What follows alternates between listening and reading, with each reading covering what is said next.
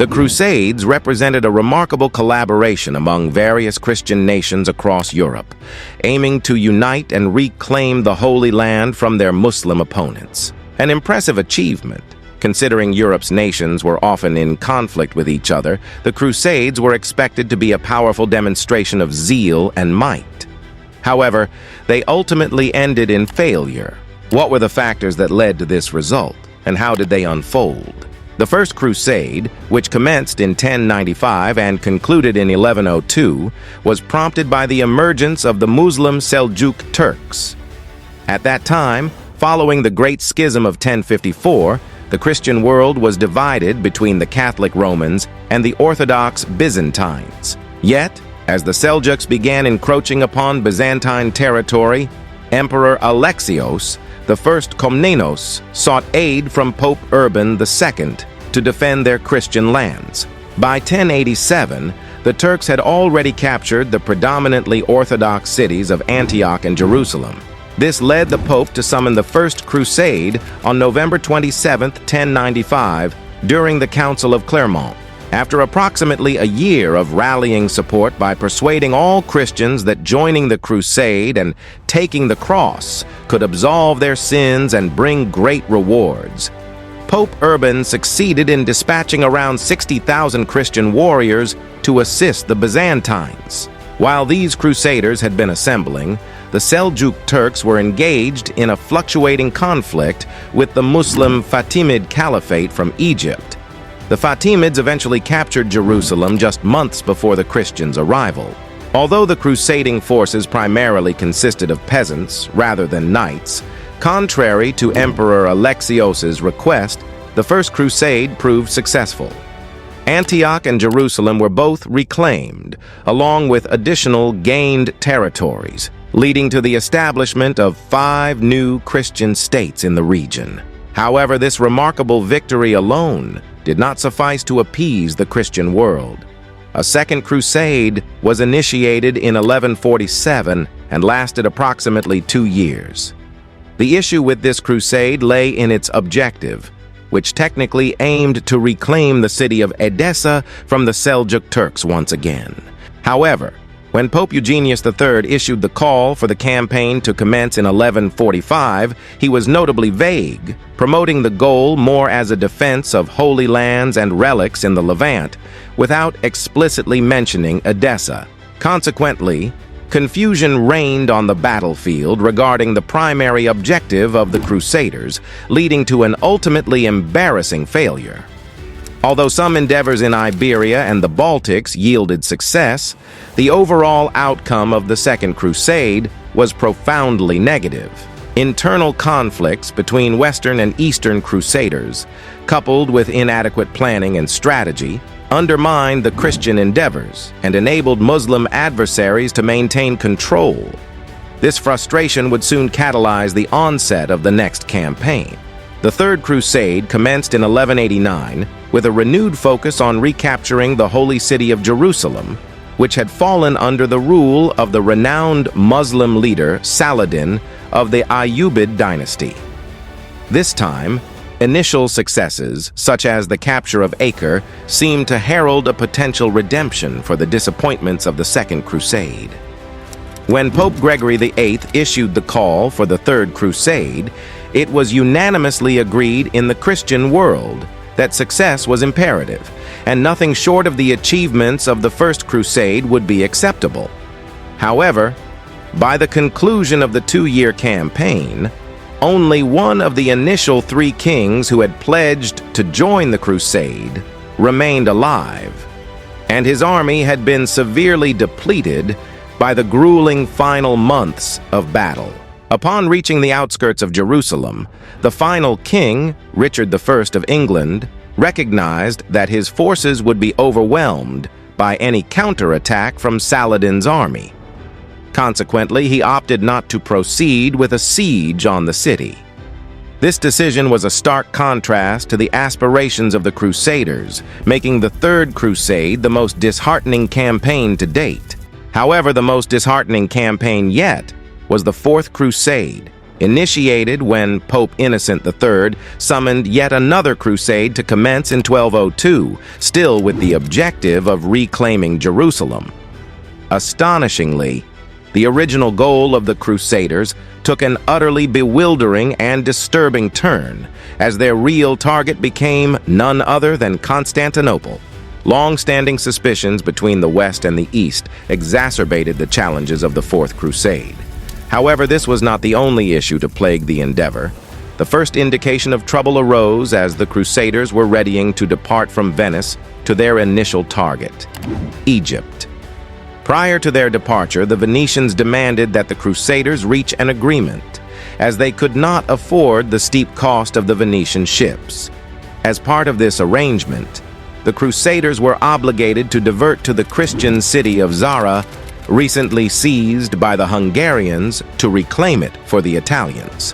When news of this alteration reached the Pope, he was incensed by the actions of both the Crusaders and the Venetians, resulting in the excommunication of all Venetians and Crusaders involved in the attack on Zara. The motives behind the shift of focus to Constantinople are subject to debate among historians. Nevertheless, in a startling turn of events, the Crusaders advanced toward the Byzantine capital. Initially, their aim was to install a new emperor who aligned with Western interests. However, they soon discovered that their intended candidate was not, in fact, sympathetic to their cause.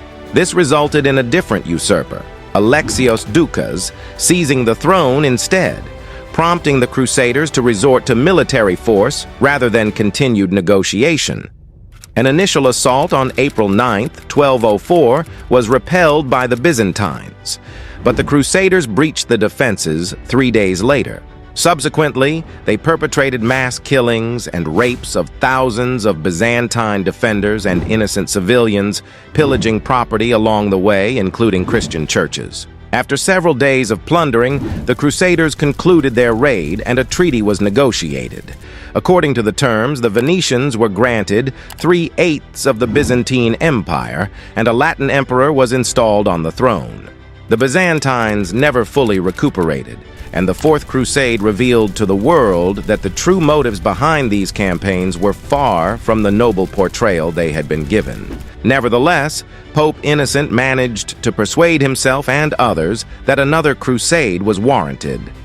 Thus, in 1217, the Fifth Crusade commenced, with the goal of seizing Jerusalem by first weakening Muslim forces through campaigns in North Africa, particularly in Egypt, which was under Ayyubid control.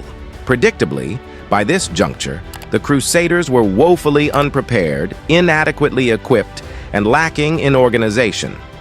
Another failure ensued, and Jerusalem remained under Muslim control. Despite their consistent failures in subsequent crusades following the initial one, the Christians remained resolute in their determination. In 1228, the Sixth Crusade was initiated, this time under the leadership of at least one dependable figure, Holy Roman Emperor Frederick II. Despite being excommunicated at the onset of the Sixth Crusade due to repeated delays in fulfilling his pledge to join the Holy Campaign, Frederick emerged as the savior of this endeavor. Finally, in 1229, the emperor and his army advanced to Jaffa, where military operations were temporarily halted. Amidst internal challenges, the Muslim Sultan chose to engage in peace talks with Frederick. Eventually, the opposing leaders reached an agreement and signed the Treaty of Jaffa, granting the Christians complete freedom to reoccupy Jerusalem, with the exception of the temple area. This, coupled with other territorial gains secured through the treaty, marked a notable success following the previous disastrous Crusades. Unfortunately, the Crusaders failed to exercise restraint. Following a familiar pattern, Jerusalem was once again wrested from Christian control by Muslim forces. As the mid-13th century approached, Pope Innocent IV rallied for the Seventh Crusade. This time, it was led by the French King Louis IX, with intentions not only to reclaim Jerusalem but also to seize control of the entirety of Egypt. Initially, the Seventh Crusade commenced with success as the Christians easily seized Damietta. However, mirroring past events, this triumph proved fleeting. The Crusaders suffered a decisive defeat at Mansoura, resulting in the capture of King Louis and the surrender of what remained of his army. Damietta was subsequently returned to the Muslims. Following the release of the French king from enemy captivity, he remained in the Levant and eventually embarked on another campaign. The Eighth Crusade could hardly be deemed a crusade in earnest. Orchestrated once again by King Louis, the objectives mirrored those of the Seventh Crusade, with a plan to strike at a vulnerable point in North Africa, this time targeting Tunis. While the majority of the Crusader army established camp in Carthage, they were besieged by a wave of disease, which even incapacitated the king himself with dysentery. Despite having previously battled dysentery, Louis was unable to recover this time and passed away on August 25, 1270. Charles d'Anjou assumed Louis's position as the leader of the crusade, significantly altering the course of the campaign. Charles opted to negotiate a deal with the Emir of Tunis, granting certain privileges to Christians in the city and securing the release of some prisoners, but without acquiring any new territory for the Crusaders. Despite this outcome, Charles deemed it satisfactory and subsequently terminated the crusade. In a final attempt to restore the reputation of the Crusaders following the series of failures and surrenders, Lord Edward of England endeavored to initiate the Ninth Crusade. However, from the outset, this last-ditch effort was met with minimal enthusiasm, as the Crusader spirit had dwindled considerably by this point, with only a limited number of forces remaining loyal to the cause alongside Edward. Despite achieving some minor victories, Edward and his men ultimately reached a truce with their Muslim adversaries in 1272 and subsequently returned home. Nonetheless, Jerusalem remained beyond the Christians' grasp. Indeed, the reasons behind the failure of the Crusades can be attributed to a combination of factors that led to disastrous outcomes in each campaign. Primarily, poor planning, disorganization, internal conflicts, and inadequately prepared forces played significant roles. It's important to acknowledge that the Crusaders were often hastily assembled groups of devout Christians, facing immense challenges in their attempts to reclaim holy lands. Indeed, despite the participation of high-ranking generals and monarchs, their involvement often fell short of being sufficient to ensure success. Ultimately, the most glaring reason for the failure of the Crusades is evident in the multitude of individual shortcomings and missteps that occurred throughout the campaigns.